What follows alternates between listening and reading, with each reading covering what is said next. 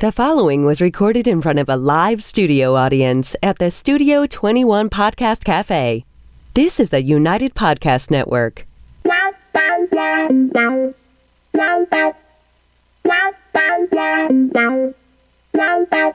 Welcome to the Writer's Block Podcast NH. This is a podcast designed by writers for writers on the journey to being published. Joined Mandra, Miss Cornet. It was so healthy and nutritious. Deborah Monk. Can we open each podcast with a dance number? Shelly Devlin. It was so full of inspiration and sparkles. Every Tuesday morning live on YouTube. And make sure you subscribe to catch the podcast anytime on iTunes, iHeartRadio, Podbean, Spotify, or your favorite podcast catcher. It's time to be inspired, feel empowered, and be well with the Writer's Block Podcast NH. And welcome to the Writer's Block Podcast. I'm Mandra. I'm Debbie. And I'm Shelly.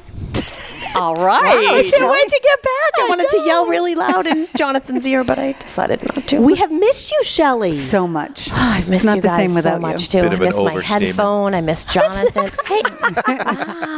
Ow. It's been a few we haven't had you in a while. Where the heck have you been? Laying on the beaches of Mexico, thinking about you every second. You are. That is bullshit. You're going to have to redevelop your character. Bullshit. Yeah, the I show don't even know who you are. Wow, look anymore. at she's like got a floating in halo. This is my fog machine I brought today. Is that a smoky eye? Yes. Sorry, you girls are the only ones who can see the smoke. Our viewing audience can't. Oh, they can't. Oh, too Those bad. YouTubers can. Facebook can. No, they No? can't. It doesn't show up. You girls are looking into the light. They're looking through the light. I'm looking into the light. I knew my time was coming. Resist the light. Well, it is. You don't Don't start go showing there, up for podcasts on time. You're going to be going into the light. No, we are happy to have Shelly Sparkle back. We have missed you. I'm glad to be back. Yeah. So, and today we're going to get to find out a lot about what's been going on. With all of us. With all of us. We need an update. Because we are in the throes of editing. All three. Is there a stronger word than throw? Like Hell.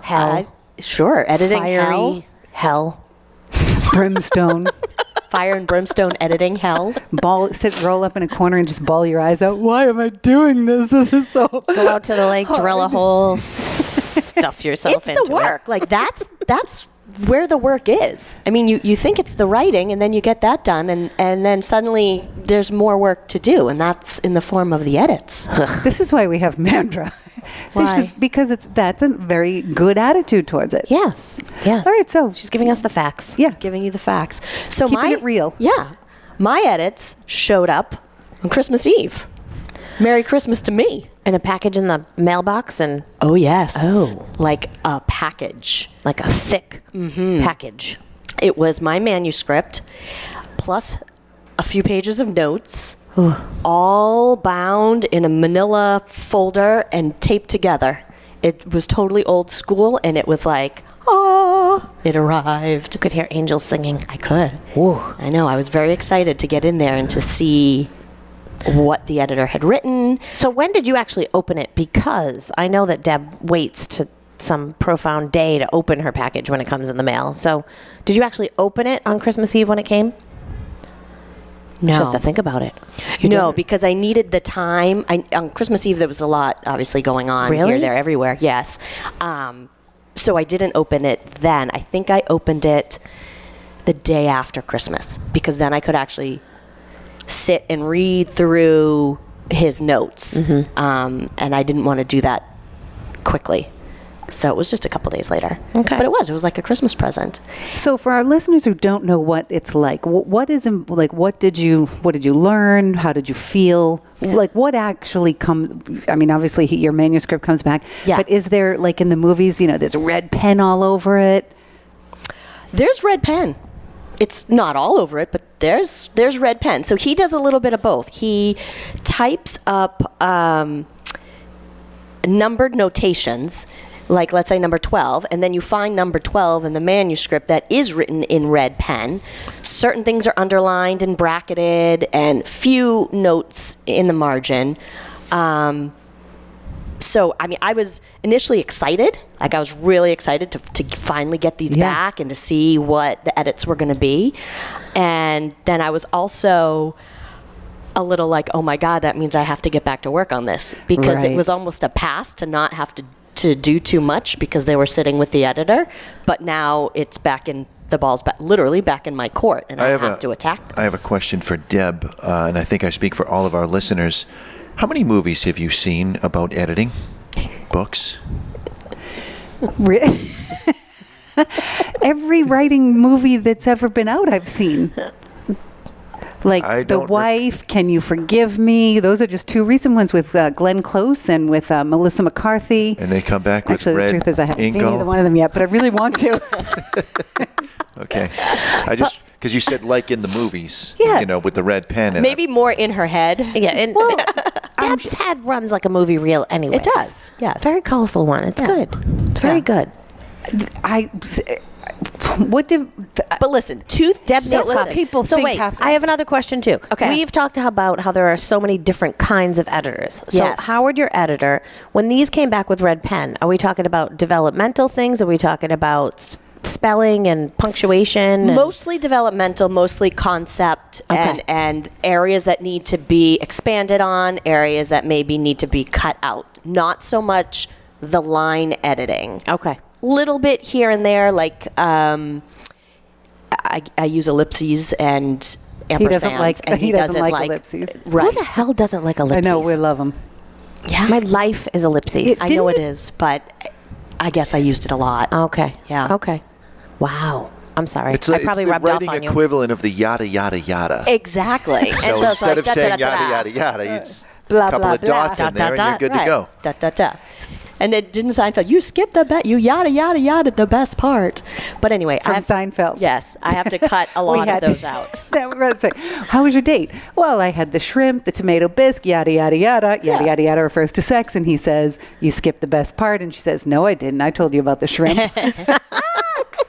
Sorry, Seinfeld sidetrack. See, it's a movie reel. So I would say mostly developmental, bigger concept things, and a few things really struck me that I wasn't Is that you didn't anticipating realize. at all. Okay. I didn't realize at all. Right. And that's what we want to hear about. All right, well, I'll tell you. First was the lack of character development for the men in the book, especially Brad. And I'm thinking to myself, the whole darn book's about Brad. How could I not have developed his character Right. well enough? But that is something I need to go back and pay attention to, because a couple things that he wrote, this is what the editor writes. He said, the reader does not get too much a sense of Brad. You tell us he worms his way into people's hearts, but you don't really show us. So not only did I not develop it well, but I do too much. I do a little bit of telling versus showing.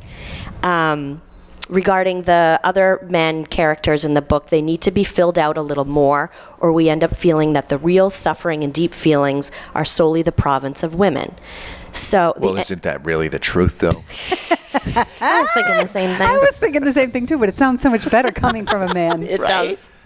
And the other, and he mentioned my dad, that I only mentioned my dad once or twice, and he's very absent from the story. And I thought about that, and even though he wasn't physically at the hospital a lot, he was doing so much behind the scenes, like getting my mail to me, taking care of the dog, taking care of the house, all that sort of thing that I completely left out. Right. So, and it hadn't even dawned on me that with Brad and my dad and maybe a couple others, I had sort of glossed over. Well, and we didn't really think about it through the book, especially me because I know Brad. Right. But having heard that, it's easy to see how you sort of just put him in a hospital bed and then left him there. There Well, were and some he's- tubes. Did and I? He's there were such a some tubes bright- and there was some cutting and there was some, But he basically surgery. just laid there Yeah. and tried not to die, you know? Yeah. He has such a bright personality, and he does kind of worm his way Yeah. into everybody's heart. You can, we had our Studio 21 event here with all the different podcasts coming up, Yeah. and he was able to just work the entire room and have conversations with every single person. And as he's leaving, it was like Norm was leaving. Everybody was like, "Bye, Brad." Right. Nobody knew me. I planned Well, all somebody part knew of it, you. but you're right, and maybe that's part of. So I take it for granted. Right. You know what I because you mean? already Because- love him and people love him. It was easy.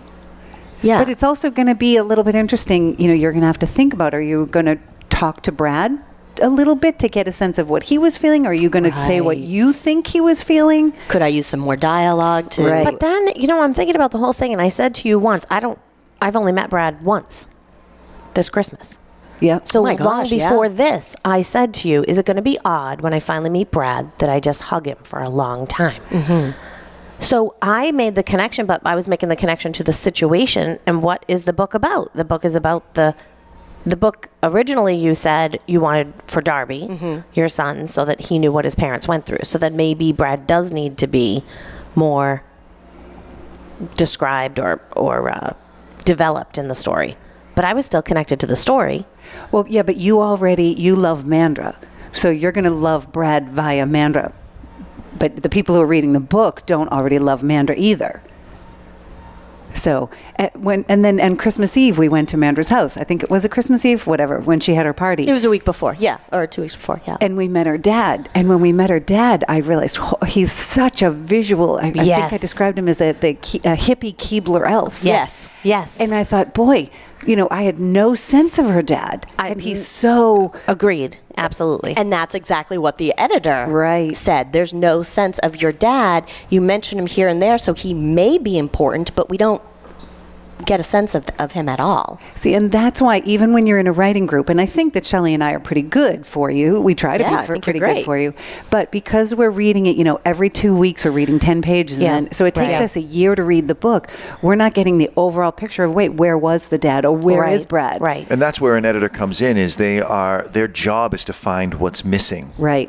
Their job is not to critique what's there. Their job is to find what's missing. Yes. Yeah. Ooh. And a little bit of critiquing what's there, I'm sure. But Yes, there was some of that, but I think you're absolutely right. And that was one of the things that I didn't see coming at all. I knew some parts maybe. I knew there was a weaker. Right, and there was a whole section that I knew that I ended abruptly, and he agreed with that. He said, you definitely you can end where you end it, but you need an epilogue. You need to tell us what was life like then afterwards. It doesn't have to be a lot, but it has to be a little bit. Fill us in. Right. So there were some things that I was kind of expecting, but that I wasn't expecting. Right. And the other thing I wasn't expecting was just in some of his edits, because he's reading it as a reader, is to think about your reader a little bit more, and to the readers trusting us to take them through this journey, fill in the blanks here and there. And if we don't do that, then the reader's kind of floundering and fumbling through the story. Mm-hmm. And it hadn't dawned on me to even have that perspective, To think about the reader. Mm-hmm. For example, okay, good.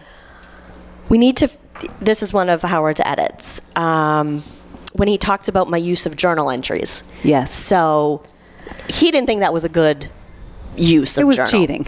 It was cheating. It was lazy. And to be honest, I got called out on that. Yeah. I thought it would just sort of add pages and cheating. And it Which did. It did. It had pages. It added a lot of pages. But I already wrote it down. I need to try it again. Right. But apparently that's not going to work out. So he did write, we need to feel we are in the hands of an author who trusts us, meaning the readers, and does not allow us to get lost or flounder.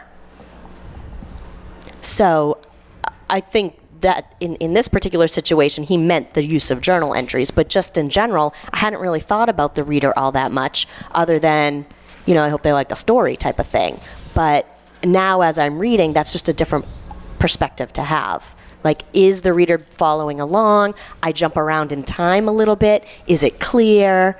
We've talked about a timeline. That was one of his edits as well, to help people kind of stay in which year we're talking about. And how would you do the timeline? I don't know how I'm going to do it. I did like Shelly's idea. Which was? Of the timeline. The heartbeat timeline. Now, Mandra, don't let the girls force you to be the entire show. I know Deb doesn't want to talk about her edits, but No, I'm as the wrapping it up. producer, So where I are do you have to gonna- recommend you wrap it up and we move along Thank you, to because the next yes, panel I member. see that. Who would like to take Where are you going it? to tackle though? Just tell me Yeah, quick. Where are you going to start first? Have you have started? this stack. You have his notes. Yeah. Are you starting on page 1? Are you going to go through his notes and find an easy one and go to the easy one? Like, how are you going to do that? Because that's going to help me. Okay, first I started with new writing, things I needed That to you do hadn't more written of. yet. So Okay. I worked on an epilogue, and I did rough outlines of the men in the book. Okay. And now those are the pages that I'm going to send to you. And then I'm going to go through start to finish and just kind of read through the rest of his edits, and then I'll go back to the beginning and just work my way through. How many? Gotcha. How many chapters roughly do you have? I don't know. You want pages? No, chapters. But my thought initially when you said that Brad is a little absent from the book was each thing that happens in each chapter, there must be a story that relates to that as to what gave Brad the emotional power to be able to handle that from his childhood. So if you had 12 chapters, you could have 12 6-paragraph little stories of Like vignettes a flashback to an earlier time in his life when he had to deal with some kind of struggle or something was taken away from him or whatever, fell in love for the first time. You know, you could kind of introduce him through the storytelling of his life from an earlier point of view. Yeah. Just a thought. Yeah. That's interesting. Now on to Deb. Nope. The chair's going to turn all Shelly the way Sparkle. Wow. Shelly Sparkle. Okay, Wow, she's dodging this. Your Okay. editor's totally different. Okay, so listen though. Right. So tell us But I about don't that. think so. I went on vacation and, have these profound little moments here that so my Called editor margaritas. yeah, exactly. No, it was actually pineapple and vodka. So my editor is kind of an overall line editing and developmental editing. She is, by her soul is a teacher. She's a teacher. So she is a professor. And she wants me to learn. So this is the struggle her and I have because there's some things I don't want to learn. I don't want to be a full-time writer. I don't want to. I just want to get this message out. And then I flounder back and forth between it's a memoir, it's a self-help, it's a self-help Inspirational. memoir, Right. it's an It's a inspiration. self-help memoir. What the hell is it, right? So She's going to make her own category, her right? new genre. It's going to be the Right? Shelly genre. So I went back through all of her. Now, she doesn't edit old school. She edits on Microsoft Word. So when you open up your Microsoft Word document from her, it looks like this scary pirate ship roadmap with like red dots and blue lines that go over to a message and a quote and a this and a that. So you have to take a minute, maybe a glass take a of wine, breath. take Yeah. a breath. And Are you so using writing as a way to drink more? Is that what you're doing? I think I writing think is she's got that pushing part me. down It's of the pushing writer. me She's got to the drink more. alcoholism It's like pushing wrapped me to up. drink more. She just needs a Jesus. book now, and then we'd be good. So I went back through and she taught me how to take away, to leave just her comments.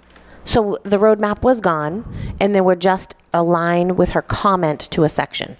So I broke that it down better that for way. you? That was better for me to go back that way and say, because the line, the spelling and the paragraph and the this and the that, it doesn't matter to me. She changed it.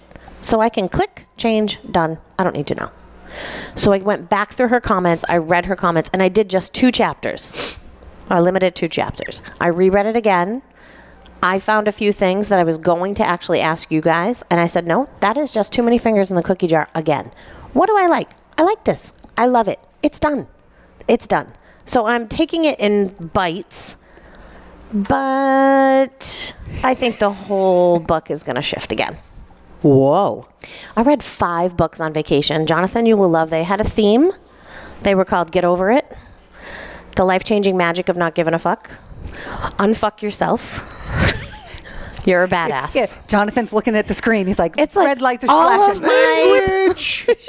all of my You think she had a little there's little anger genre. issues? There's little genre going on there. Yeah. You know? Oh, yeah. But it was great to listen to other people's voices, and that was what I did to kind of bring it back to my editing, to now reread my stuff. And there was one story that had just been too over edited. It didn't have my voice anymore. Really? Didn't even sound like me. It sounded like a boring book. So I said, no, we're going to go back. So I went back to a couple other documents and I pulled out stuff that sounded like me. Like and put before it back before in. all the revisions. Yeah, and you know who I had is I had Bridget Cooper, if she's listening. I had her inside my head too, because that is why she self-publishes, because she wants to put the book out that she wants to put out. Mm-hmm. And maybe she's breaking some of the rules. I said to Deb, what's the difference between a memoir and a self-help? Well, sure, you Google the definition, but who says you can't put both of them in there? And Deb said something to me yesterday that has been ringing inside my head. I've woken up in the middle of the night. I'm all fiery about it, and I'm gonna write about it. And she said to me, "What?" And she hesitated, because she always hesitates when she thinks she might, Be onto something. right? She does. She Or pauses. hurt your feel. Oh, Yeah. really? Or some dramatic rule, pause? some rule, dramatic pause. Dramatic pause. What are your credentials to Yeah. write a self-help? And I did. was like, I could see her biting her lower lip on that one. she right, yeah, I'm gonna put it out 'Cause it there, could be right? taken Yeah. either way. Yes. So it's been brewing inside my head. Yes. And I'm angry about it. Good. Yeah. Which is not me. You know glad me. I wasn't there know. for that You know conversation. I don't usually- But you know what? You know what the really question is? It's for you to get the confidence to say, "This is what my message is. Yes, This is what I have the yes. confidence to Yeah. say." Yes. And that's because what we've that always question is. floundered with the edits in my book on what the hell the message is. What is the book for? Mandra knows what her book's for.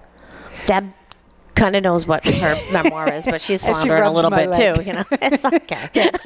Yes. So I'm just powering on through and realizing that sometimes an edit doesn't mean it needs to be changed. Well, see, and Well, that's that is, yes. Yes, that's the lesson we can learn from Shelly right here, is that she recognizes she has a voice.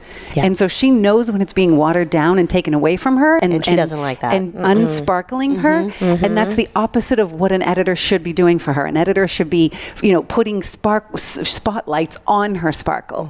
But I Yes. think that's the difference too. And in Dawn, my editor's defense, is because she is a professor at heart.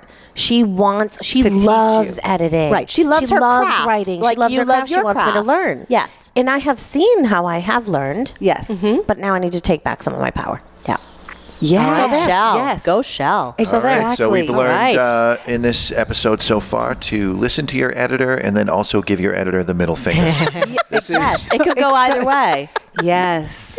Yep. some people may be more confused at the end of this show. I'm just saying, Well- but Deb, I'm hoping you can wrap this up with Deb, what can you where tell you're us? at. Well, what I will say here is that the important part about edits, I think, is that when Mandra read those edits about the men in her book are flat, that really rang true for her. And she said, wow, I didn't realize that I had done that, but now I can see I did it, and I don't want to do that. I want to fix that.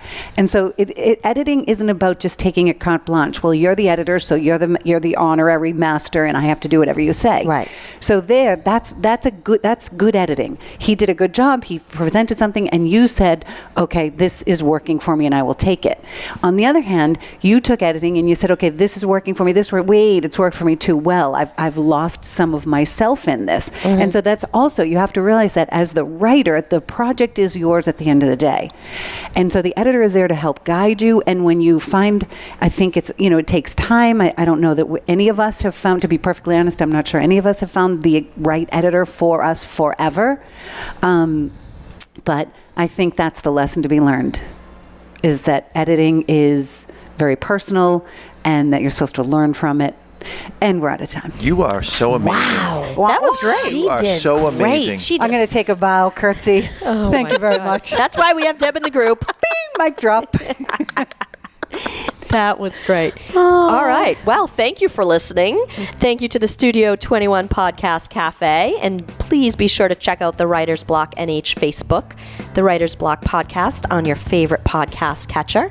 And if you'd like to hear this episode again or share it with a friend, head on over to the UnitedPodcastNetwork.tv. You can find this podcast and the vodcast in case you'd like to watch it. Please find this episode and all previous episodes at the UnitedPodcastNetwork.tv. Thank you again for listening. May you be inspired, feel empowered, and be well.